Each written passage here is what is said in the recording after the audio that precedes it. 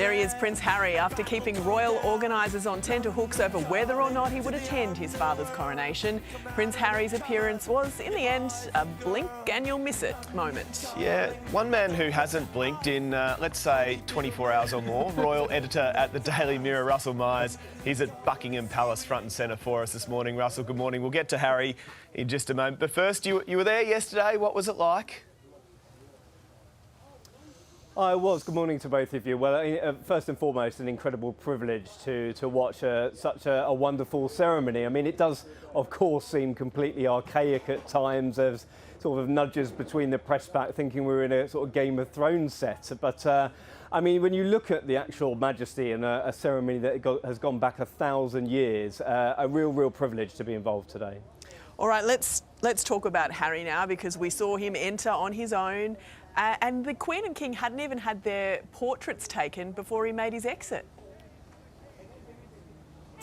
Well, no, I mean, a brief trip. We've been saying it for the last few days that it was always going to be a very brief trip to Harry. I mean, for Harry, he'd been invited to the Buckingham Palace event. Certainly, he wasn't going to be at the balcony appearance. That was working royals only and a few of the children. But there's a reception for the family later on this evening, and he had been invited to that. But he was using the excuse of his son's 4th birthday. So, I mean, less than 24 hours in the country for Harry. He couldn't get away quick enough, but straight on that plane and back to California. And, you know, I don't think that this was the time for reconciliation with his family. I think that things need to die down considerably for that to happen.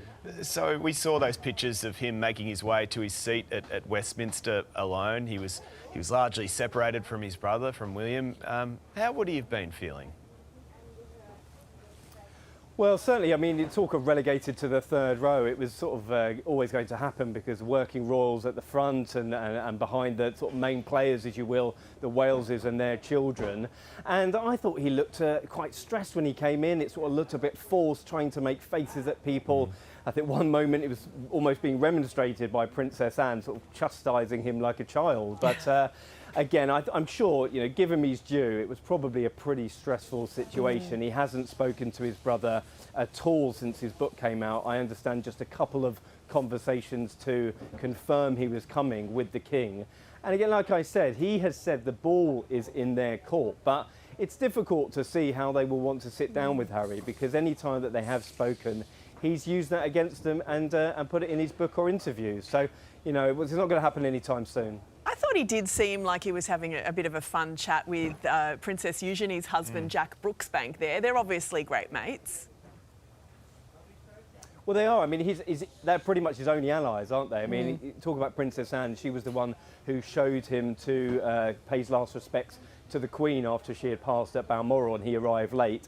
And again, Princess Eugenie and her husband, Jack, are his allies. They've, you know, they've been through thick and thin with him on this journey. They kind of are supporting him when he's been railing against the other members of the family. So, listen, again, I just think this wasn't the time or the place. He obviously wanted to come to be there for his father's most important moment of his life. But it'll be very interesting to see the relationship over the next few months, I think. Yeah, sure will. And I'm sure we'll be talking to you about Prince Harry again sometime soon, Russell He needs Myers. to get him a Something pint. tells me that. Get him a pint. And yeah, maybe some sleep. Before you head to bed. Please, please.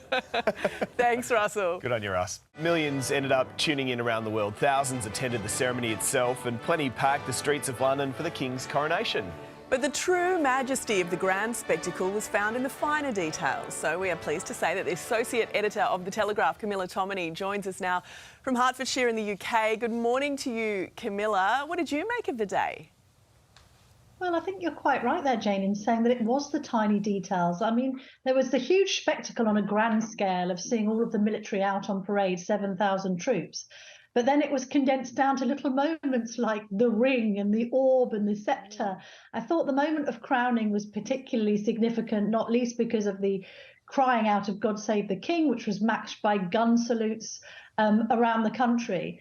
Actually, for me, one of the most interesting aspects of the ceremony was the anointing, which we didn't see because it took place behind a screen. But it was quite humbling to see the King sort of stripped down to his shirt, kneeling in prayer, being anointed completely in private by the Archbishop of Canterbury. On one hand, it's this sort of major scale event that's watched by billions around the world. But on the other, it's this very human story of a man fulfilling a destiny that he's waited his whole life to do. So I thought it was deeply personal, deeply poignant. The music was out of this world. I thought when the choir piped up as he was being crowned, Zadok the priest, it was quite spectacular, wasn't it? It was. Let's talk a little bit more about His Majesty and what he was wearing, because there were some rumours swirling that he might just buck tradition and wear a military uniform, but he wore a royal robe. Several, in fact, Camilla. Well, the royal robe has been worn in the past by other monarchs, including George VI. And the reason for it is a practical one, Clint. It's because when he is anointed, he needs to bare his breast as well as be anointed on the hands and the head. And I think they basically took the conclusion that if he was in a military uniform with lots of buttons, it would have just been too complicated and taken too long. So in the end, beneath that, he's now having the super tunica put on in that particular piece of footage. But I think they decided just to pare it down and keep it as straightforward as possible. We like to see the ermine. Of course, we want to see him in those robes as he's leaving the church. And it's the same with Camilla. Of course, her anointing was more public. But it is those details. And you're watching it thinking, I mean, you can't quite believe what you're seeing, really. I know we've witnessed a coronation in the last century with the Queen being crowned in 1953, but that footage is quite grainy. What we had here was something we haven't seen before, which is up close, personal, just a few meters away the cameras were, and of course in full Technicolor, which makes an enormous difference. Yeah, it was certainly a spectacle to watch, even all the way on the other side of the world. Camilla Tominey, thanks so much for joining us this morning. Welcome back. Thanks for your company on this Sunday morning. The history of the coronation, it dates back almost 1,000 years, with the first Westminster ceremony taking place in 1066. Fast forward 1,050 odd years and King Charles is officially the 40th monarch to be crowned. So let's bring in former Palace Press Secretary Dickie Arbiter, who is live in London for us. Good morning to you, Dickie. How significant Morning, Jane. was this day for the Commonwealth? I think very significant for the Commonwealth, because you've got to remember that of the 56 nations making up the Commonwealth, 14 of them are realm states, of which Australia is one of them. And so to see the coronation, to get the reaction from Australians in Australia who've been partying, who've been watching, glued to the television set, it does put a question mark over the future of the monarchy in Australia. Now, your Prime Minister, Anthony Albanese, he did say when he took office that the abolition of the monarchy was not on the table in his first term of Parliament. Will it be on the second term of Parliament?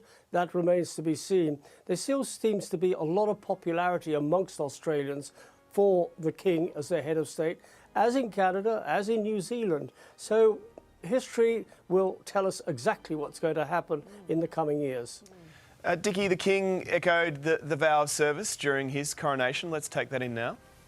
God of compassion and mercy, whose Son was sent not to be served but to serve. It's no doubt quite the legacy to carry on. Do you think the Queen Elizabeth, would have been proud? I think she would have been very proud. She might raise an eyebrow over the slight changes in the service. To have a gospel choir, she would never have had that. But then she was crowned in 1953 when things were very different. The King is very much a people person. He's very much one for inclusivity, and so he will have as much of the British representative of people within the coronation service, and the gospel choir was just one of those. Well, talk us through those differences. What was the same and what was different compared to 1953? Well, the most noticeable difference, I remember watching in 1953 on a 14-inch television screen that was black and white and very grainy. Here, we were watching on high-definition television in glorious Technicolor that you almost felt a part of the congregation. I actually felt that I was in Westminster Abbey witnessing what was happening. I wasn't, but I felt just like that.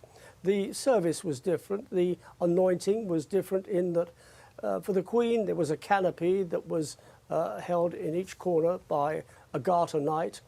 Today, it was a more solid screen held together by guardsmen from the household division. So there were little differences, and it didn't really make much difference because at the end of the day, the anointing was the same, the crowning was the same, and the swearing an oath to God was the same. So we have a king. He has been anointed in the eyes of God, and that really endorses his job as head of state. Dickie, do you have a favourite moment you can share with us? Well, I have favourite Several. moment. It was a 2-hour service. I've got several favourite moments.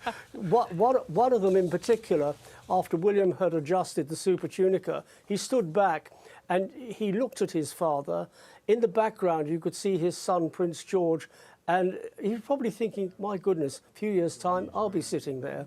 And the other moment was the procession out of Westminster Abbey when the music of Edward Elgar, and the music was the Pomp and Circumstance March No. 4. That always brings a lump to my throat, and particularly today because it was a very solemn occasion, and it was full of emotion as well, given the people that were participating, the fact that the King has waited since leaving the Navy, really, 46 years for this particular job. He's well rehearsed. We know what we're getting because he's been doing it for so long. We know how we stand with him. We know what he thinks. We know he's constitutionally, he's not going to speak out of turn. And with the backing of Camilla, I think we've got a jolly good king and queen. All right, Dickie Arbiter, always great to get your insight. Probably time to have a rest now. Yeah. Thank you for joining us this morning. Yeah. Hey there, Today fans. Sarah and... What's my name again? Oh my goodness, Carl. Hey, thanks for watching our YouTube channel, though. Subscribe now for more news, special reports, and amazing Aussie stories. And Carl misbehaving, Whoa, of course. that never happens. Always happens. What's she talking about? Always happens.